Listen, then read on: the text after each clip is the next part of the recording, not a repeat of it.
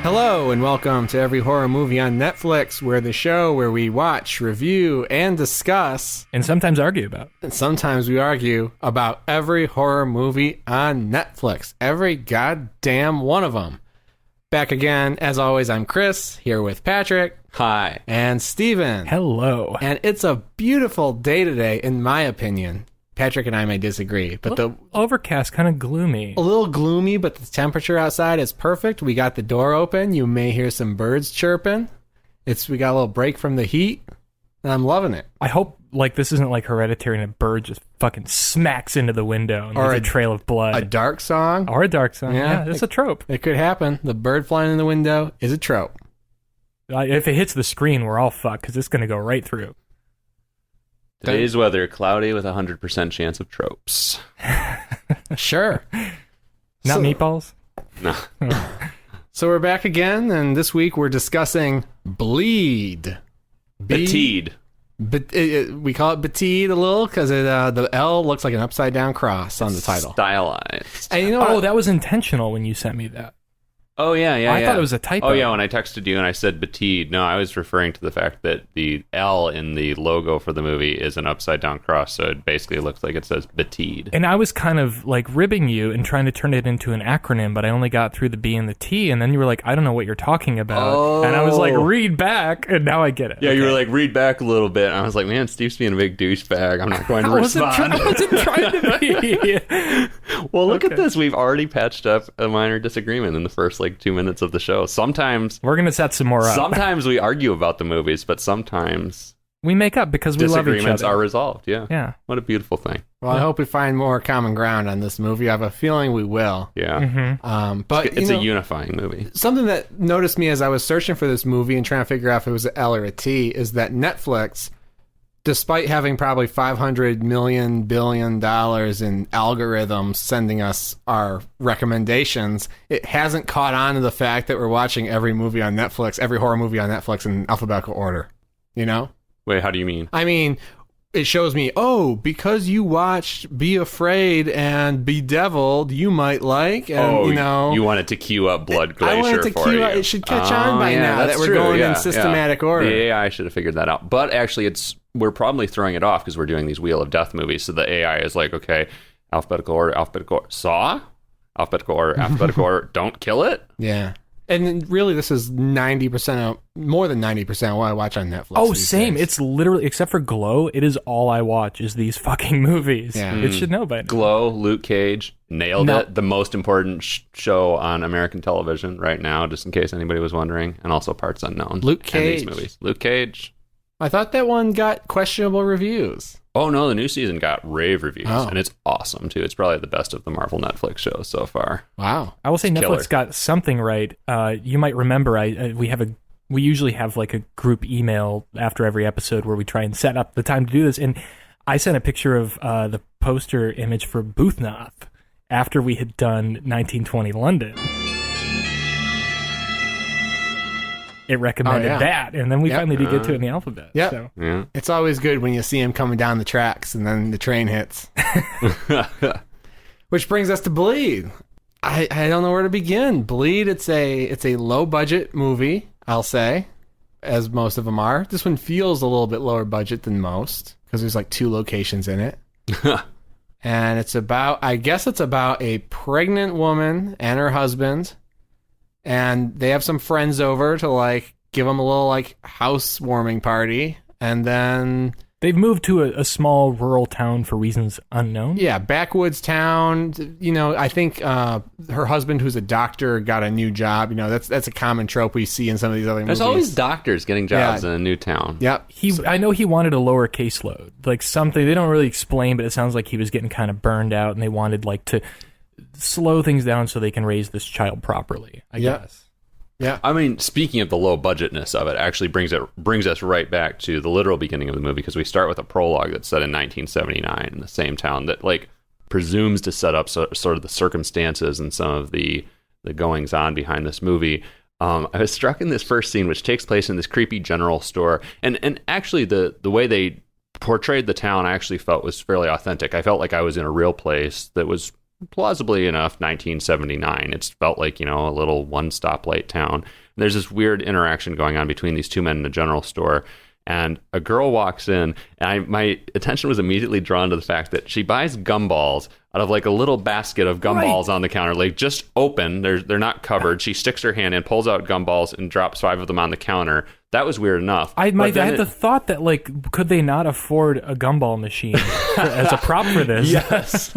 But then it also drew my attention to the fact that there's nothing on the shelves in this general store other than gumballs. This shop exists to sell gumballs out of a little basket. I thought it was a bar. So here's a little bit of trivia. That sells gumballs. Chris, you may have, if we did read the same interview, then you'll know this. That apparently was, so they shot this movie like right next door to where Walking Dead was shooting. And apparently this building was used as a bar for a pivotal scene in one of the early seasons. Oh, I could see that. Oh. So yeah. I thought I had no problems with the opening of this movie. I was like, oh, that's interesting. This looks like it's setting something up. Well, I mean, the little girl has a mark on her arm, and as she goes to pay for the gumballs, these two guys notice it and chase her. Yeah, it's like a crescent moon sort of tattoo. And they like chase her. They try to grab her and like kill her because the girl's talking about she's talking to ghosts and stuff. I don't know. It's very incoherent. She indicates to the bartender that she knows, or general store owner. I don't know what this guy is. I mean, there's nothing clear to establish now that I think about it what this place actually is, other than the gumballs. It's a gumball place. There's really nothing to explain. It's so hard to explain this stuff because there's nothing. It's like anything we say about what happens in the movie is going to be 90% conjecture. I feel like we're talking about a dream we all share. Yes, yeah, that is the best way to describe this. But she says something to the store owner, indicating that she knows that he's abused children, basically, or killed them or something. Yeah, sure. Yeah, and then he sends his minion after her. And then we get into the weirdest fucking opening credits scene I've seen in a while. I don't know about you guys. Why don't we roll there's a song that plays, so we've got, a black screen and kind of spooky, ghostly, spectral titles coming up. Intercut with like a really fast, sped up shot of a car speeding down a road that feels sort of unnerving. It could be creepy, but listen to a little bit of this song and tell me if this really sets you in the mood to be spooked. You caught me smiling, why'd you wait so long? It's just my only crutch, and it's over my shoulder. Well, you're talking so fast that the days turned out slow. I'm sure the directors will appreciate us playing that because the song's obviously in there because the guy knows someone in a band and they want to give him exposure. Yeah, I think there's actually a title card in the opening titles that says blah blah blah song by blah blah blah. Yeah, and so I listened closely because I try to like these movies, and I really thought, like, okay, if this is here, he knows somebody's in a band, but he probably commissioned this song, and the lyrics are going to set something up or set up a theme.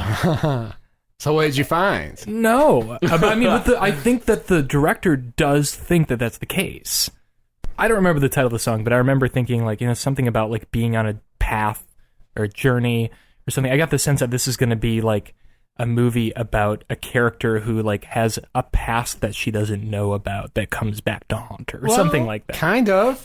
Yeah, we'll get into it. Trying. That's what they were trying. Yeah. So we go into present day, and then there's this woman who has a mark on her arm, and after a scene where she has an interaction with a police officer because she got a flat tire, which is another trope we've seen. Oh, and she offers to pay the police officer for helping her, which I thought was ridiculous. Who does that? The whole scene exists. There's this whole scene where she's got a flat tire and she's pregnant and the cop comes up. That whole scene exists just so the police officer can say, hey, there's some places in this town you should not go. Yeah, true. That police officer, I think, ends up being in on the conspiracy. Sure. I mean, everyone in the town is. So why the hell is he not telling her not to go to this place where they want her to go?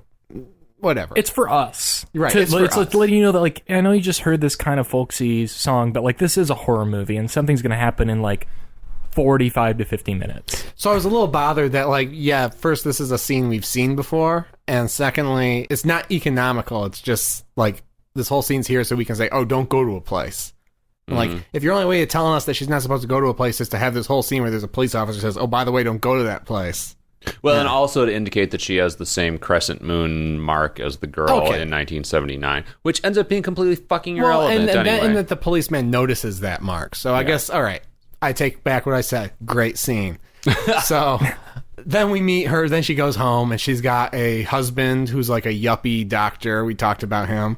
And after some brief pleasantries, they have the friends over. And it reminded me of 13 Cameras because she's pregnant. The husband's an asshole, and they're just like bringing these strange young people into their house, and they're like, "Oh, let's drink some wine. Oh, cute house." The husband wasn't really an asshole, at least not at first. And I mean, this is another thing. The characterization is just all over the fucking place. Because at first, when I was introduced to these two characters and their relationship, I was like, "Oh, this seems like a happy couple." I mean, I appreciated the performances. I liked them as a couple and as characters, as people. And then very soon after that, the husband kind of starts to act like an asshole for no particular reason. And I didn't know if we were supposed to sympathize with him or not. Yeah, and I didn't know if it was just the way that he was reading the lines. So one thing I do know about this movie is a couple of these actors have like an improv background. So like a lot of this is a mumblecore movie. Exactly, it's mumble horror. They did make up a lot of their dialogue. They became friends on set and just kind of riffed. And I think that's why it feels so weirdly inconsistent. You don't know who to sympathize with. I know who I didn't sympathize with is the douchebag brother of the pregnant woman who shows up with his girlfriend. That's interesting. So yeah, the brother, they have their friends over, they're having a good time, and then the woman's brother and his girlfriend show up, and they're like hippie stoners. Sky. Her name is Sky. Her name's Sky. What's his name? Eric, I think. I don't know. But Eric. We're basically told to like hate these people, and they are kind of scummy to begin with, but I kind of ended up liking him more than I liked the husband, because there's conflict there, and I was like, I honestly don't know whose side I'm supposed to be on here. It was kind of fun that they're introduced. I mean, that's such a trope too. Like, I guess he was invited, but she didn't think he'd show up. But, you know, he is kind of the loose cannon. He's like the Anne Hathaway character, Rachel, getting married. You know, he kind of stirs things up, stirs the pot. He goes to Burning Man. And he's very unfiltered and, like, brings up some shit that his sister's uncomfortable talking about. I thought that was, like, kind of fun drama as they're sitting around the table drinking. Yeah, but there was no...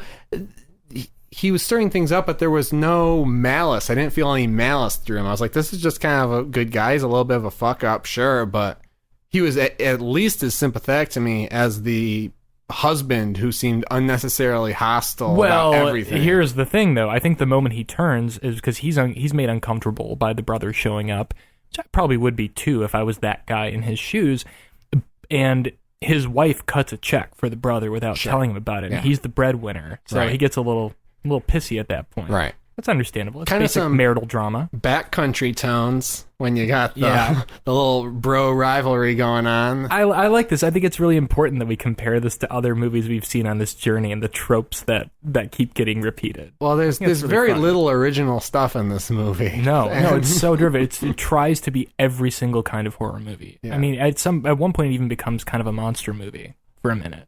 We haven't even talked yet about the third couple, or the fifth and sixth sort of main characters in this, who one of them provides one of the few genuinely chilling moments in this movie to me, because the pregnant wife has this friend who shows up with her new boo, and new boo apparently knows something about the town, but that really never comes of anything. He grew up nearby, like 15 miles away or something. He makes some kind of foreboding comments about the town, and then his knowledge of it never really has any bearing on the plot.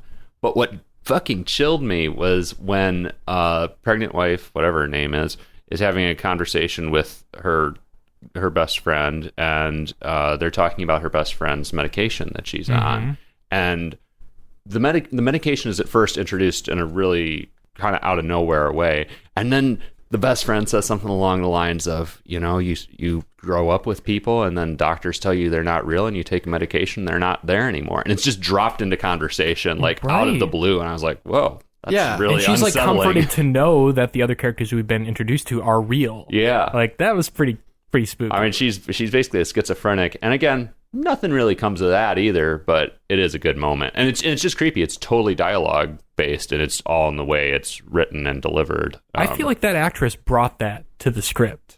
Probably. or to the film. It's the smartest thing in the movie. Basically, yeah. Except it never really pays off. It doesn't pay yeah. off. But it's a great bonding moment and character moment, and it does feel like it's going to set you up for something really fucked up down the line. Mm-hmm. Instead, it just really, what it leads to is the Doctor being even more of a dick in one scene later on, which we'll get into. Yeah, it just turns into like, schizophrenia as a plot device for the sake of some jump scares or something, and like, maybe she's just crazy. Maybe she just saw that, even though it's already killed 4 people. Yeah. Yeah. It does create one of the more disgusting moments later in the movie, but we can get to that when we get to it. Yeah, I have some things to say about that. But basically, the point is, the only things you need to know are they're at the house having a party. They find a tombstone on the property, which belongs to the little girl who was buying gumballs in 1979. And then somehow the hippie guy, they get to talking about this prison that burned down. A bunch of inmates died. And the hippie guy is like, we got to go. Because, by the way, I'm a ghost hunter. And everyone around the table is like, yeah, I'm cool with that. And even asshole husband with the pregnant wife is like, you know what? I'm going to go because I'm going to show him that everything he believes in is bullshit. But he's also like, I want to show him I can hang. Because, like, the brother, like, gives him some shit about, like, being a doctor and just being kind of a stiff, sort of lame dude. Yeah. I mean, why does anybody go to this prison, really? I would do it. I thought I really liked this. I enjoyed the conversation around the table. I thought there was some interesting drama kind of developing. I was kind of wondering where it was going to go. And I feel like, okay, these people are adults. You know, they're probably like in their early 40s. But they're still behaving kind of like teenagers. I have a lot of friends who are that age, and they behave kind of the same way we do sometimes. Yeah. And I would love to be at that party where we're just like, I'm bored. Let's go to the fucking haunted prison. Let's just pack it up, bring your beer, let's drive out there. The problem is they do it in broad daylight. That's not scary. That's not scary at all. Amateur broad ghost daylight hunter. that very quickly becomes nighttime, though. Yeah. Actually, it takes a little while. Daylight for the sake of budget. Sure. Yeah. But I mean, why does the Doctor end up going? He goes to prove a Because point. he's a man of science. He saw the devil when he was 4. No, they vaguely hint at this, his motivations for that, but it's not compelling because the characters seem to shift. Their characterization seems to kind of shift around so much. And part of that might be the improv. Part of it just might be it's not a very good movie. I mean, there is a screenplay for this, though, right? Yeah. Sure, yeah, with additional dialogue provided by the actors. I don't think it's like Larry David where they just came on. He's like, all right, so you're going to talk, and then he's going to say, let's go to the prison. And then... Well, okay, here's a thought I had watching this movie, and it has been pretty much confirmed. When they got to the prison, the way, the low budget nature of it, I was like, I bet the director / writer found out about this location and was like, I need to build a movie around this because this is bitchin'. Yeah. And sure enough, that's exactly the case. Oh, really? Yeah, somebody came to him and told him about this location, so he wrote a movie so he could shoot a movie there. And what's odd is that it's not that good of a location. No, it looks so. I mean, there's graffiti everywhere, covering every inch. It's not spooky. It's like, a million kids have been here. They've taken everything cool that might have been there out of here by now. It's totally gutted. And presumably they're all still alive. Yeah. It was spooky to me. I just didn't think it looked like a fucking prison.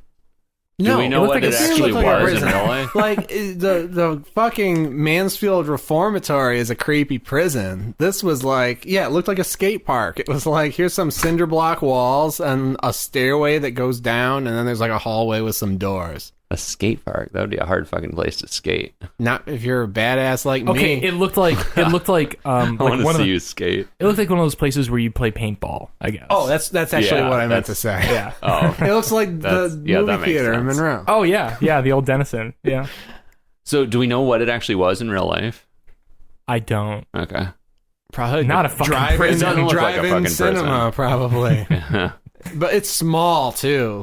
It's not big enough to be a prison. Prison There's size. one hallway and 3 rooms down there, and they just shoot it from every angle possible. Yeah, it's a joke. And then they get there, and there's some more character stuff that pissed me off. Like the hippie brother is like, "Hey, check it out! I brought a joint," and the his girlfriend, who's also a huge hippie stoner, is like blown away that he brought a joint. I love this scene because he like shotguns her with the weed, and I was like, my first thought was MTV Kiss of the Year. It was Right. kind of sexy. But people who was. smoke that much weed don't get excited when someone has a joint. No, they're like, it's expected that you have like a Right. cigarette case of joints Right. with you. So I was like, whatever. The guy was just writing out of his wheelhouse a little bit. I'm sure he had a stoner friend he could have consulted for that scene. I don't know. His name is Tripp with 2 P's. I'm sure he smoked a few blunts in his day. Is that the writer's name? The director / I assume he wrote it too. Oh, yeah. okay. And executive produced, Yeah. as I learned from that interview I read. Yes. Well, you know what I did like? I did like that hippie guy and the way he went about his ghost hunting.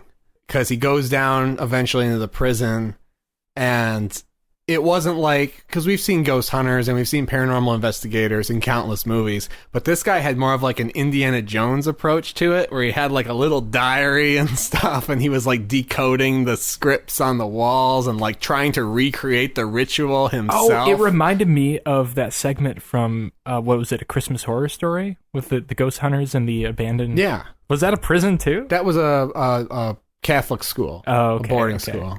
Yeah, they were very methodical about it in the same way in that movie. Yeah. But where Oh, it was yeah. like, he wasn't just passively sitting there with his recorder and hearing bumps. He was like actually trying to anthropologically study what these prisoners were doing and piece it back together. And I was like, oh, that's kind of cool because, you know, it's something I haven't seen before.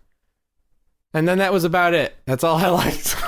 So at this point in the movie, I paid very, very close attention to it, but I just wasn't connecting. Like, it just like sifted through my hands like the sands of time. Like, I remember so little about how things play out from there on out. I remember the ending well, but everything that happens in the prison, I don't know. It was just a mess. It was It's a totally mess. incoherent. I Well, didn't know at some who was point we alive lo- and who was dead. At some point, we learn about this guy named Kane, who is relevant to the plot in ways that I actually still don't really understand. He was in prison for killing kids, I think. Killing kids, and then, what, the prison burned down? They find Yeah. his file. They find his dossier, like, just laying around on a barrel. And they're like, look at this guy, Kane. It's like, and then there's a great line where they're like, oh. Well, he originally comes up at the dinner. Someone brings him up at the dinner. Right, because he's like an urban legend. He's an That's urban part of the legend. reason for going to the prison. But then there's like his rap sheet in the folder is something like slashed throat, buried alive. Stabbed to death. Buried alive.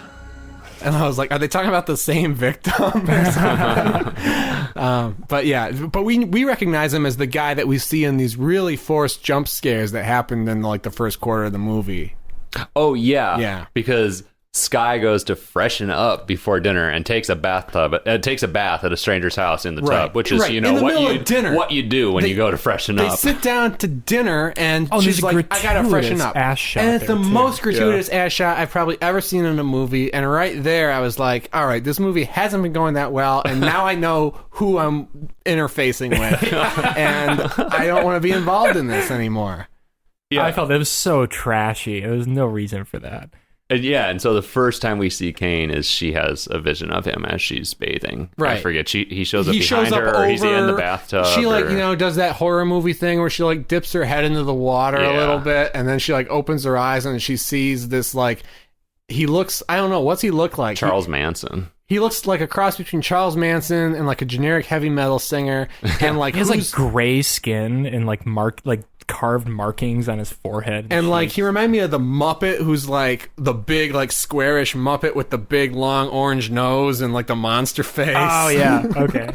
I don't I see know. it. Maybe a stretch, but he Wait, shows which up. one? I don't know his name. He's I could pick him We'll out on link the to him in the poster. show notes. Yeah, well, yeah.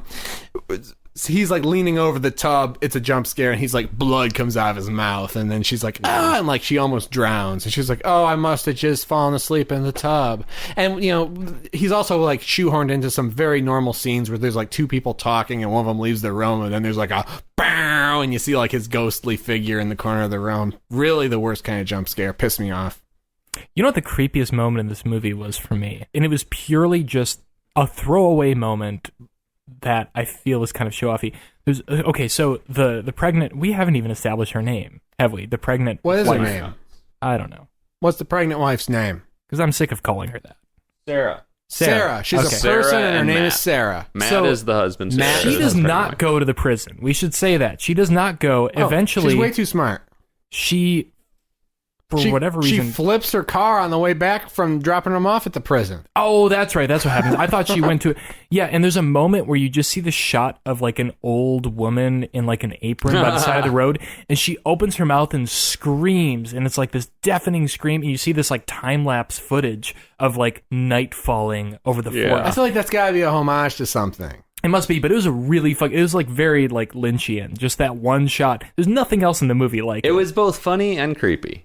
Yeah. I liked it. I kind of giggled and I was like, oh God, like I just felt a chill down my spine because the sound was horrifying and just the shadows falling over the trees. And Time it's- lapse is creepy. And it's so jarring because the old woman is not in the same spot. Like, she's not in the same geographical area as Sarah. When she flips the car, it just cuts to this old woman in a completely different location, seemingly having intuited that Sarah is in trouble and all the people are in the prison, and it's, time to fuck, basically.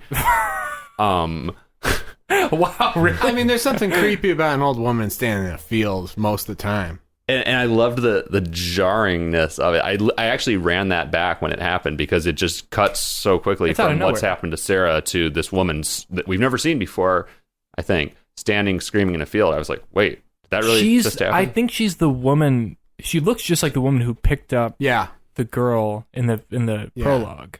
I think she shows up at the end of the movie. Oh, that's She what I'm does, thinking. Yeah, that's what you're okay. thinking. Yeah. Yeah. We'll hang out with her in the spoiler room. We'll hang out with her in the spoiler Great room. company, I'm sure. Mm-hmm. But yeah, I actually before they even got to the prison, I was kind of over this movie. I just found it very hard to watch. I probably would have turned it off if I hadn't been required, to watch it out of duty to the podcast. God, I could. This is I had a actually, penny for every time I thought that. I'd have like 32 Yeah, of them. yeah. I was going to 32 say, cents. this is the most negative I've ever heard you be about a movie. This so before far the on spoiler cast, review. Well, Chris. listen, I'll Yeah. tell you more. I'll tell you more about how much I hate it in my review. But I'll keep you in suspense until then. But no, it was I just see a surprise view it coming out of left field here. maybe. One of the things that I think made it so hard for me to watch, and maybe this is just me, or maybe it happened to all of us through our subconscious, is the editing is fucking terrible. It was like there's Yeah. a cut every 2 seconds. It reminded me of Alien Covenant, where there's just cut. They cut on like almost every line of dialogue, probably because it was all improvised and they were trying to pick the good parts out and Frankenstein them together. I'm surprised. I did notice some actually really kind of jarring but effective editing in this movie. I'm sorry, because I keyed in. You showed me Prometheus to prove to me that the editing wasn't as choppy as I thought it was. Prometheus is one of the best shot movies of the last 20 years. Debate me. Continue, Steve. I mean, I'm kind of with you after you kind of forced it upon me. This movie is a mess. It just becomes, I think everything's like kind of okay at the dinner scene, but once we get into the asylum, and it's budgetary reasons, they're shooting at night, people can only sustain themselves for so long in like a musty, presumably like hot and sweaty basement of whatever that building actually is. Definitely not a prison. I think they were just kind of trying to get through it as quickly as they could. I disagree.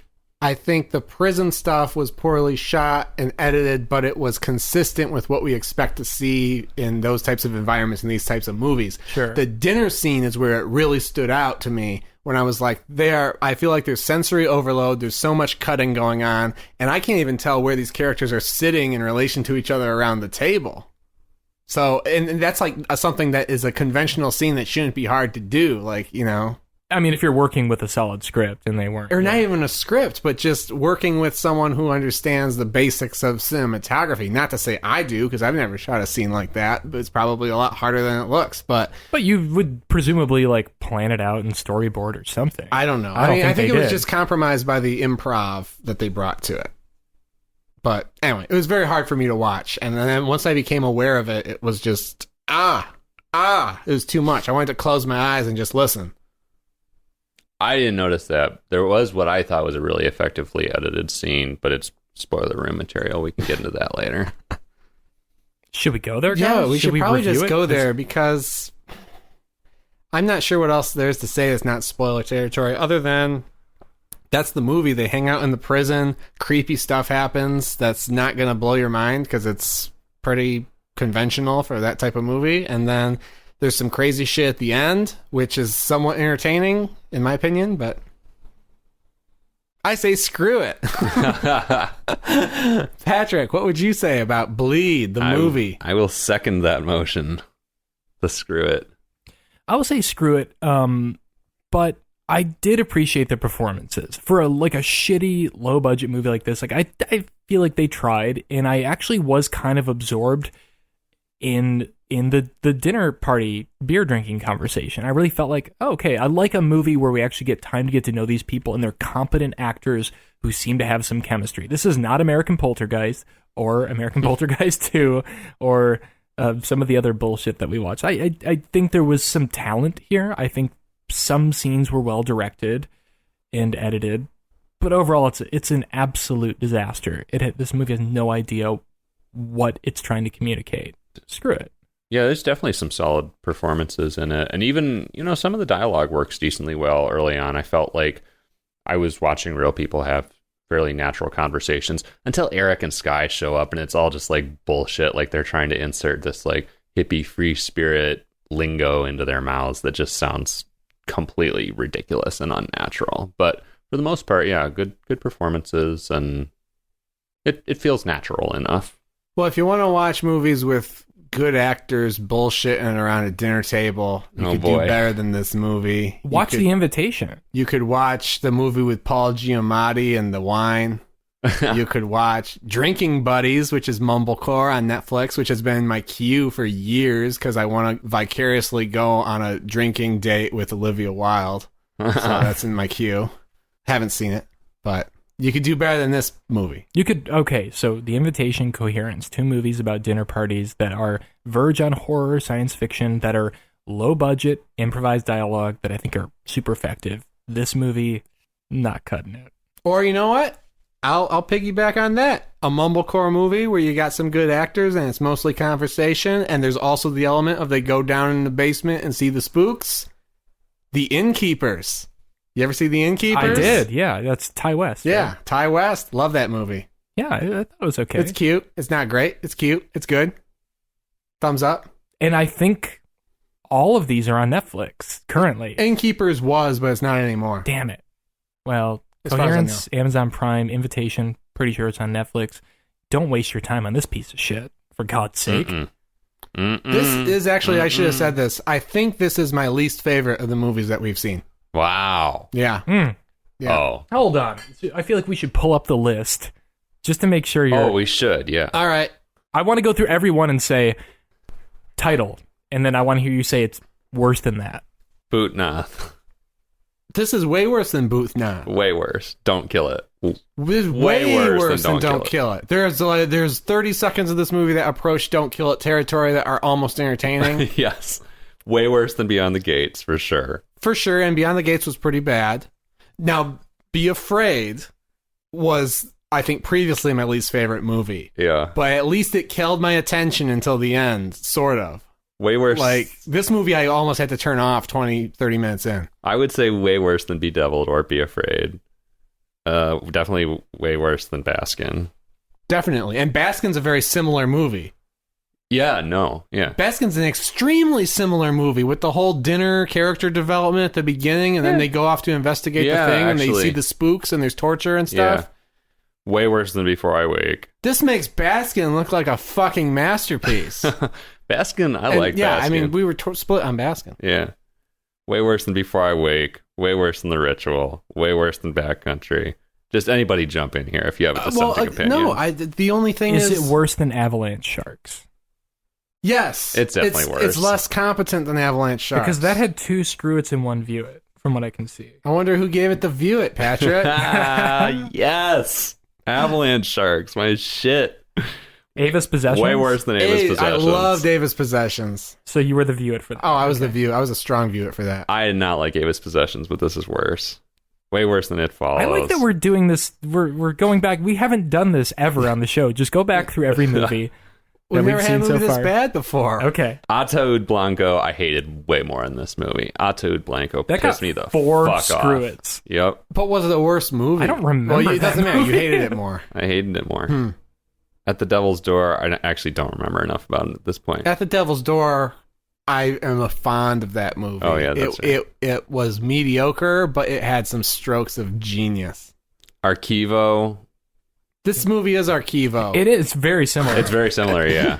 Archivo was definitely worse. Archivo is the movie that's just about the brother and his girlfriend from this movie. Like, it's very similar to that. Oh, yeah. If it was just about them, just the ghost hunters, and it starts with ghost hunting. Yeah. Okay. Archivo also a force screw it. Archivo, it's hard for me to say, because Archivo, I think, is more successful at what it's trying to do than this movie. I guess, yeah. They're equally hard to watch. I can credit Archivo for having more clarity of vision than this movie. It's harder to watch. Anti-Birth, great film. Definitely better than this one. Saw, sure, better Chris than gave this. that a screw it. I know. Bullshit. Because he doesn't like when people talk bad about Michigan. Oh, Anti-Birth. Well, actually, you know what? I do have to walk back a little bit of that. I'm glad we're doing this because I was just in the Upper Peninsula and I did see, it's super... You saw some Anti-Birth. Did you do the anti-birth tour? It's super... See all the sets? the Anti-Birth Heritage Tour. Tour. It's super economically depressed up there, And so I saw some of these houses and I saw some of this geography and I'm like, all right, I can see Anti-Birth taking place here a little bit. Yeah. I didn't meet anybody who was like the people in Anti-Birth. Where were you in the UP? Not far. Okay. Just up to Quamanon. Okay. A Christmas Horror Story probably pissed me off more than this. Well, these movies you're talking about, they pissed you off on principle. They did. You didn't like Atuad Blanco because they were killing kids. I didn't like A Christmas Horror Story because they were killing kids, right. basically. You don't like killing kids. And I don't like animal violence. That's my thing. Yeah. I wrote down in my notes for this movie that it begins with animal violence via a tale of a rabbit being killed. Oh, yeah. That's like the first thing you hear about. They do talk about hunting, but they're actually talking about a child, I think. I think the subtext is there. Oh, because they say, rabbit run when the girl runs out. Right, okay. yeah. Oh. Which Anyway. that's fun. That's fun. That was cool. Fun. Okay. Anguish was better than this. And yeah, I did. I mean, we're just talking about our personal opinions on each of these. So yeah, I hated those other movies more than this. What about Amnesiac, though? God, that got 4 screws. This is not a joke, but I don't remember Amnesiac well enough to weigh in. Amnesiac, fuck. Amnesiac was excruciating, and this movie was excruciating. American oh, come on, guys. Both the American Poltergeists are worse than this shit. No. Because here's the thing. American Poltergeist 1 and 2 have heart and a sense of fun and like, especially American Poltergeist 2. It wasn't a good movie, but like, it had so much heart, and you could tell there was some people trying to make a movie, and I didn't get the sense that anyone involved in those productions was a fucking psychopath like I get when I watch this movie and I see... Whoa! Hey, what are you talking about? Shots are fired. Well, this movie, you have these characters who are talking, and there seems to be no human connection with the dialogue, and you have these gratuitous ass shots. I'm still hung up on the ass shot, and then, just... There's a t-shirt. Just the way it all ends and everything like that. I got the 13 Cameras vibe off of this movie, where I'm like, here's a guy who's got the money to make a movie and he's just dead inside. Did you get the Tom Six vibe?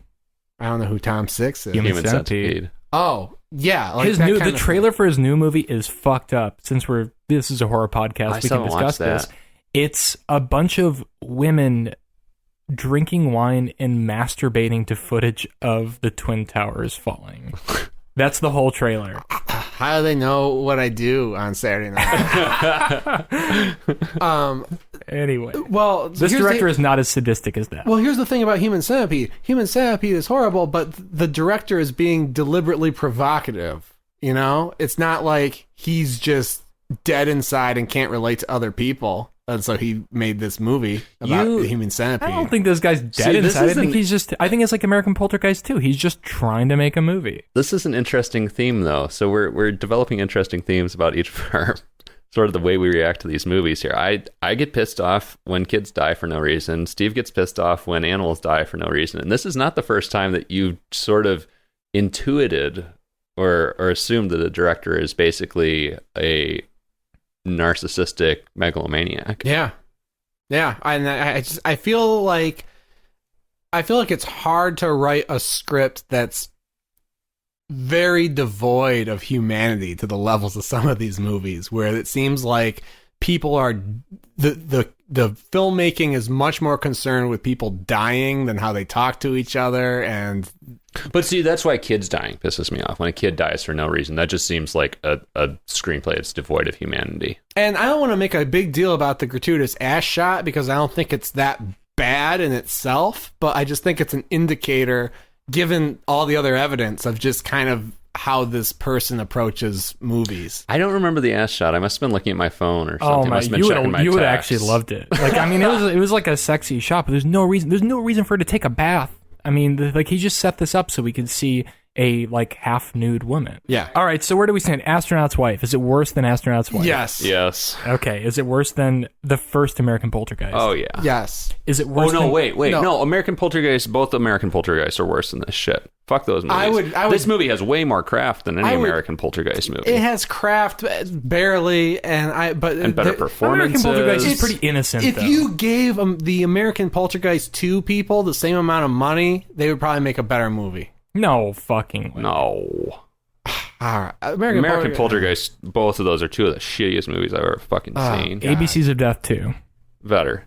Better, yeah. Abattoir, Better. A Haunting at Silver Falls. I Now, love- here's where I have a soft spot in my heart for A Haunting at Silver Falls. you made a joke about it when we were camping. Actually, Oh, yeah, because we found a ring in the woods. yeah.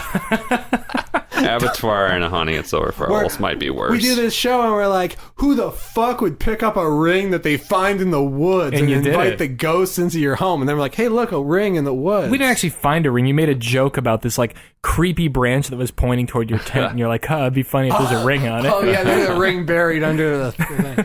All Guys, right, I mean, there are a sorry. lot of movies that this is worse than, but at least it's better than A Dark Song. Fuck you.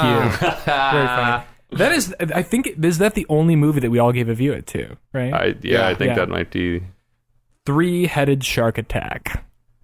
3-Hour Shark Attack was...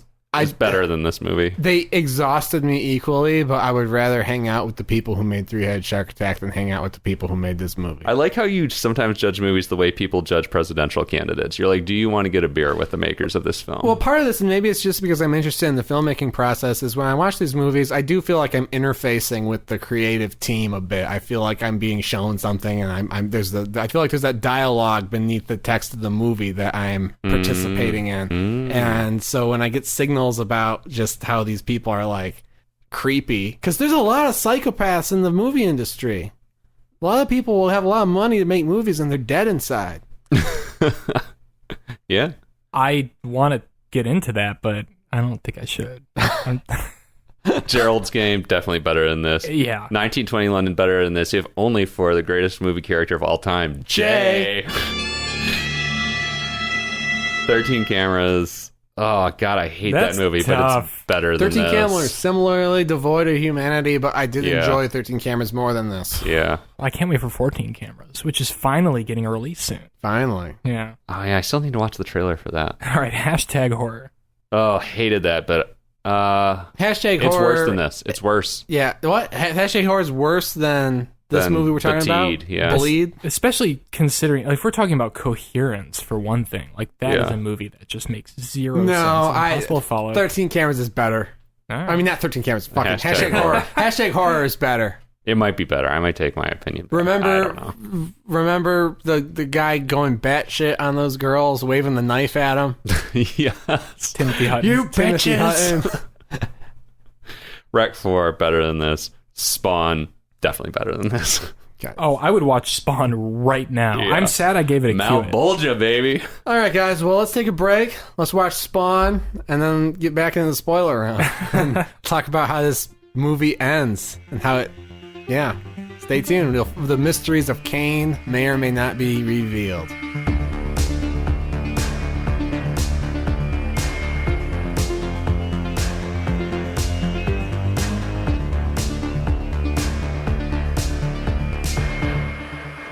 Spawn has stopped Malbolgia's plans to destroy the Earth. The choice has been made. For now. Oh, what a great film! What a great film! Dude, man, it holds up so well. It holds up. John Leguizamo, tour de force. Malbolgia is still bae. I'm glad that he found peace with Wanda. You know, we when we originally watched this movie, we didn't have You It, Cue It, or Screw It. Steve had not had that bolt of lightning of inspiration strike him, and we all gave it a pass or fail. And guys, I stand by my pass. But on the website, it's still View It, Cue It, or Screw It. I conformed it to obviously Patrick's enthusiastic pass equals a View It. Okay. My fail with prejudice equates to a Screw It, and then Steve, you went back and forth a couple times, I gave you a Cue It. That's what I do. Yeah. But man, yeah, that was amazing. I don't even remember the movie we're talking about today on this show. I just wanted to go back, start talking about Spawn again. It's Amnesiac, actually. I keep forgetting.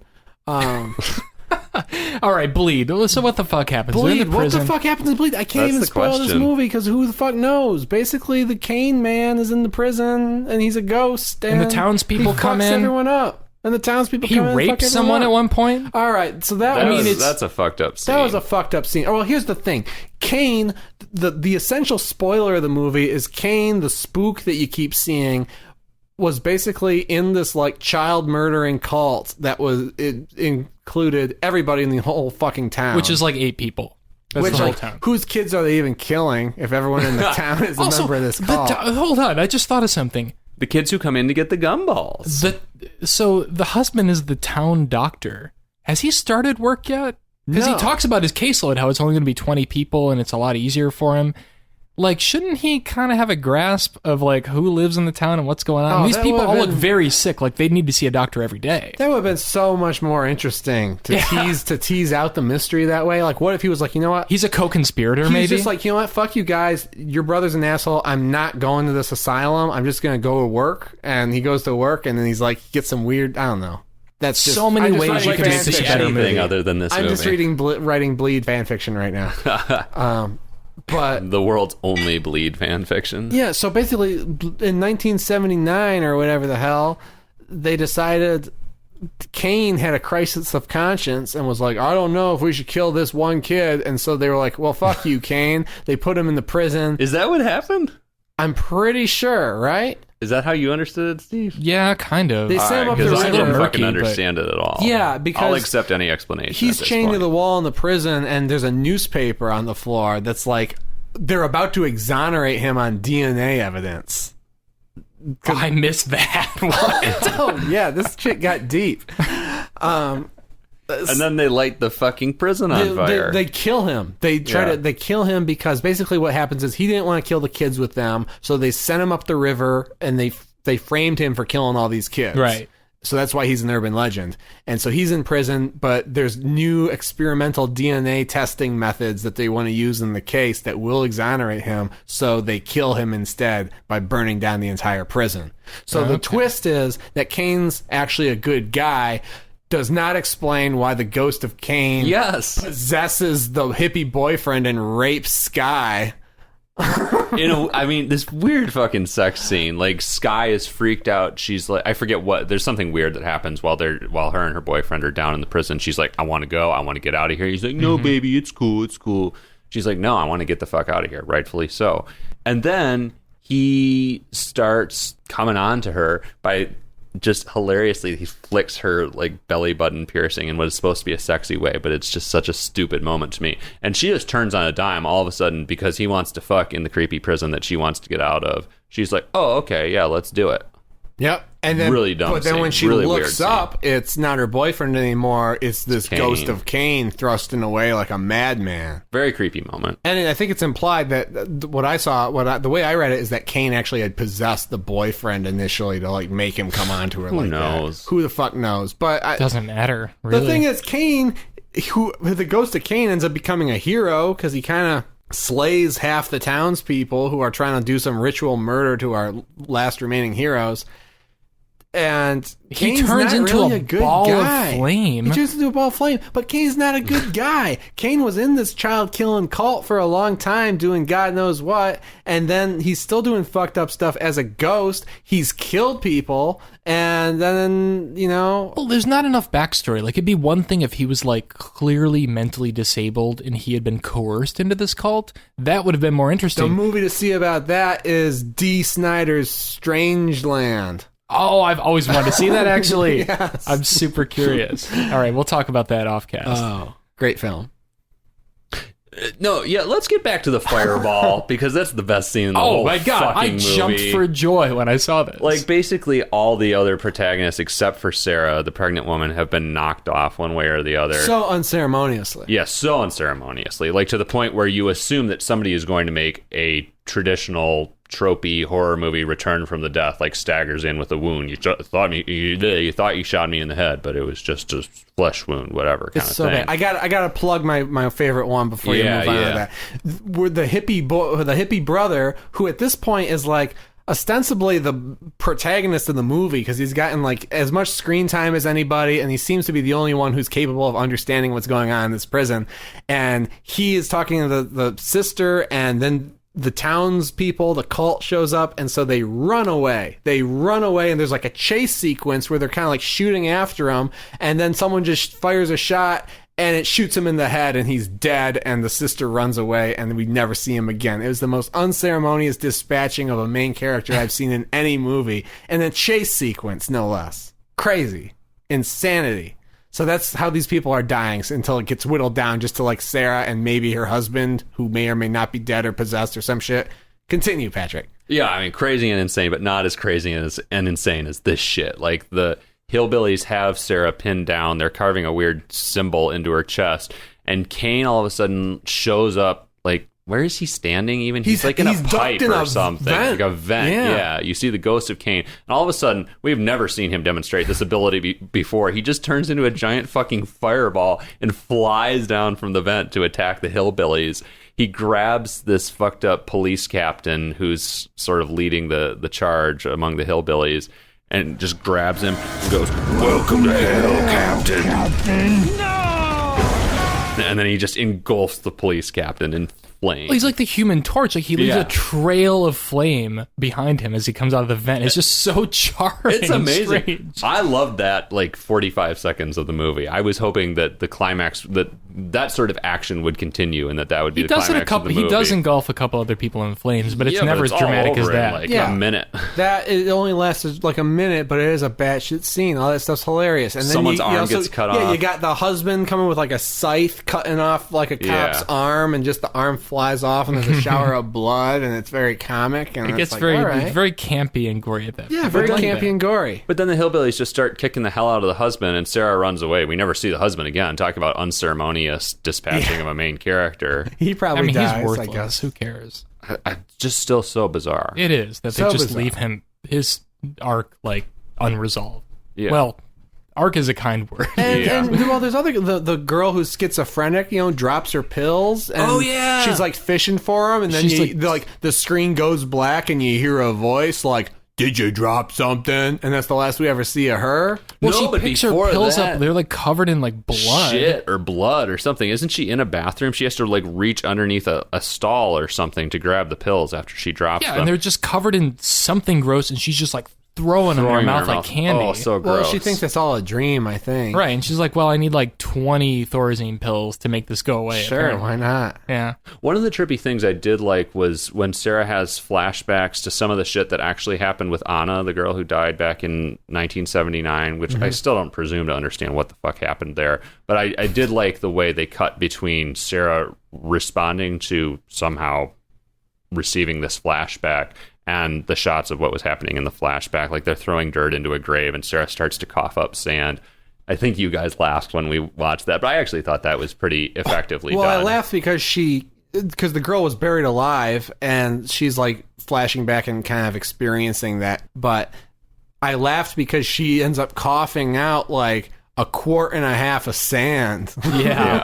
Like it's a huge ass. It looks pile of really sand. convincing too. Like I kind of gagged watching. Yeah, they probably had her eat. The psychopath director probably made her eat sand. Oh, I actually disagree. I mean, it's clear that there's a hose lined up with her is face. there? When I It's saw it a very second clearly time when done. we revisited it, that was obvious. But the first time, I was like, I how noticed did it they- even the first time, but I still thought it was effective. I'm You sure got the a sharp director's eye, a great Patrick. guy. I'm sure the director's a great guy.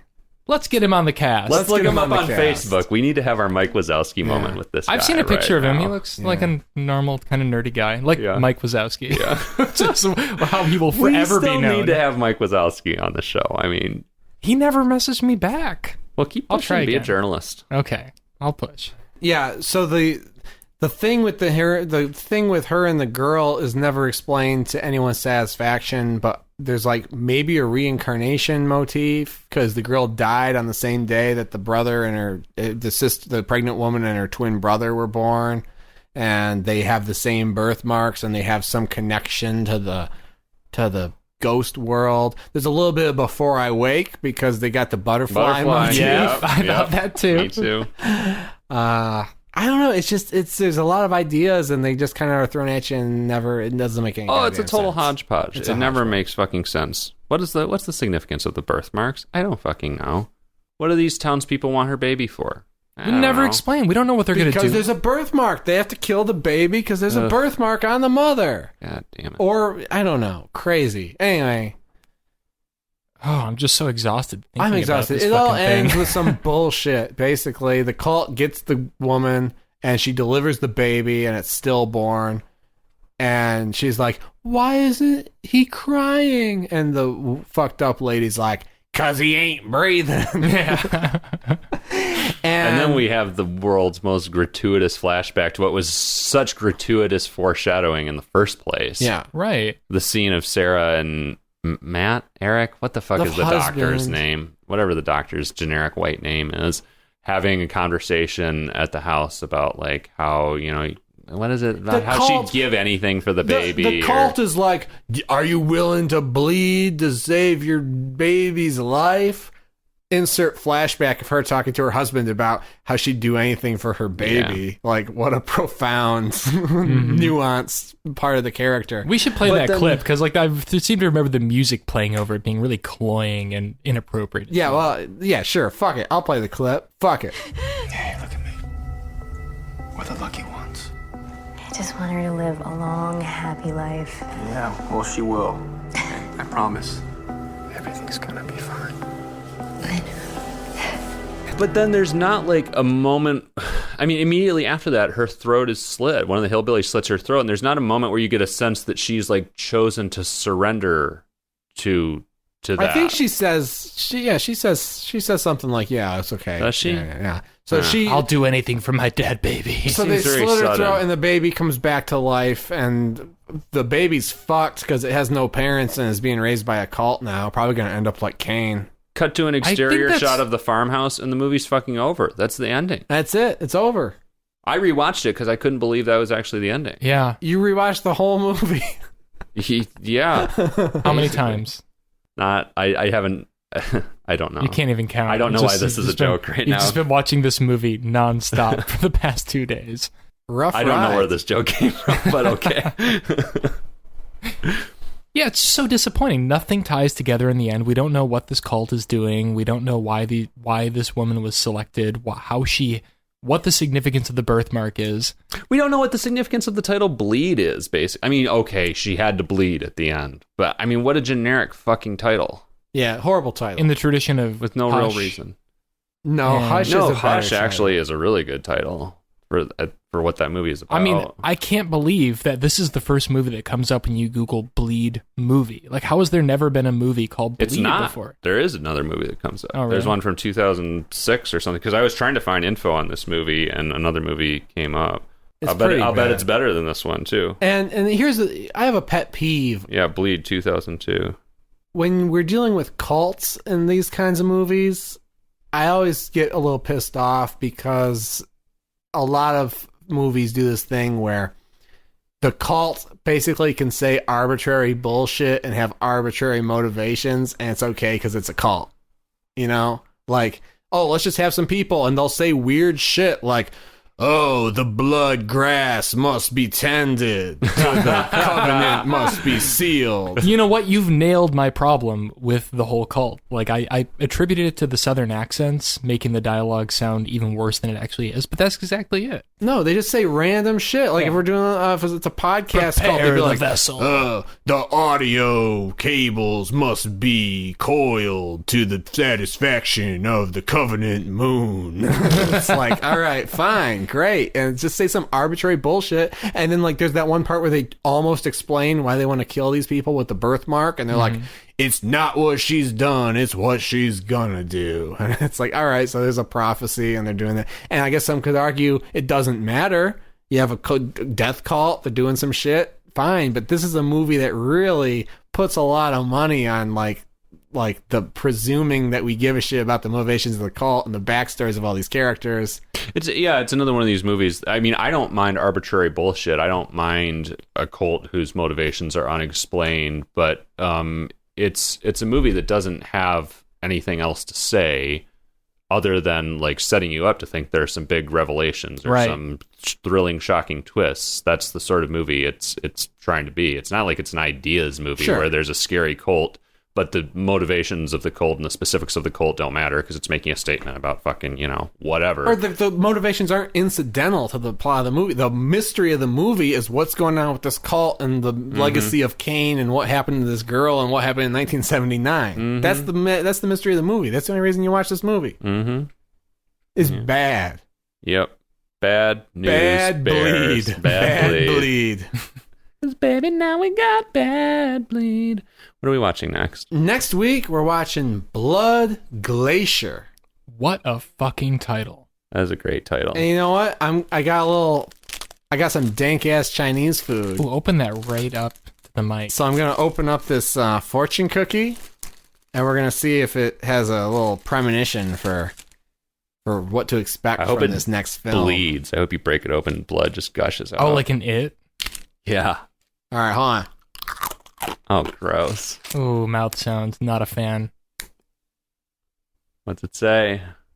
You have an unusual magnetic personality. Just be aware of your polarity. In bed. In blood. Well, I was hoping it would have something to do with Blood Glacier. That's where we're going next week. which pole does this movie take place on? If we're talking about polarity. I don't know enough about glaciers. Probably the North Pole. Okay. Well. Yeah. I mean, thankfully we're watching it early in this process, because by the time we get to the end of this podcast, the blood glacier may have melted. Global warming may have gotten the best of the blood glacier. It's not a joke. I look forward to reading some glacier facts next time. All right, so we're going to try something new this time to get us pumped up for next time's episode. We're going to watch the trailer for Blood Glacier live, and hopefully it's going to give us a little enthusiasm for this adventure. I'm excited. To go on. I'm fascinated Right, the to title see. alone doesn't do it. Makes me think of Avalanche Sharks. Avalanche Sharks. Like, I just automatically thought of sharks when I saw this title. Yeah, me Sounds too. like another Asylum film, but I can already see it's IFC Midnight, which It's is IFC Midnight. definitely not necessarily a mark of quality, but it's going to be interesting. We've always said it's interesting. I'd better see a glacier at least a glimpse of a glacier made of blood, hopefully with an avalanche shark in it. All right, let's see. All right, let's see. Let's roll it. All right, IFC Midnight. IFC Midnight presents. All right, this looks like the Lord of the Rings trailer, the first one that came out. A Huge remote A mountain. remote mountain. Couple guys. Ooh. Is that Steve Orm? It is a glacier A made team of of blood. scientists. Oh my god, I already saw the glacier made of blood. Okay. All right, well, I'm happy. I'm already ready. He's not wearing pants. What? Dog. Oh, cute pup. Cute dog. A terrifying discovery. Oh, God, this looks fucking badass. Yeah, right? Oh, my God. Oh, this looks great. It looks like The Thing. They're operating on the weird... There's gross things. Oh, There's it's gross a things. dog investigating a horrifying, like, death or birth. Lots of locks on doors that are being rattled. Old man. Wilford Brimley stand-in. Your worst. Ooh, a mosquito. Ooh, oh, mosquitoes blood-filled biting mosquito. people. Nightmare. Oh, this is going to be like Alien Covenant. Oh, It looks like the one same... of the greatest that films of the has past evolved. decade. It was shot on the same glacier. Oh, shit. Just saw a pretty fucked up creature. Oh, God. This looks Blood amazing. glacier. View it. Oh, yeah. I mean, we have to. Oh, fuck. She's fucking up that alien with some weird power to him. I'm gonna buy this on Blue. Oh, I'm so not even down. gonna watch it on Netflix. I'm gonna buy it on Blue preemptively. It's IFC Midnight, so I'm sure Scream Factory released it. Can't They have wait. a deal. I think part of I think part of this new thing we're trying is we should rate the trailer or guess what we're gonna rate the movie. I absolute view it with prejudice. View it. On my point. View on it. my part. Yeah. We'll see. You already said view it, so. All right, guys. Well, that's a wrap for Bleed. Time to go to bed. Time to go to bed. See you all next time on when we do Blood Glacier. Batud Glacier. Until then, for every horror movie on Netflix, hey, you know what? Go online. Talk to us on social media. We get lonely when you're not listening to us. Troll us. Yeah, troll us if you want. We might troll you back. But until then, for every horror movie on Netflix, I'm Chris. I'm Patrick. I'm Steven. Goodbye.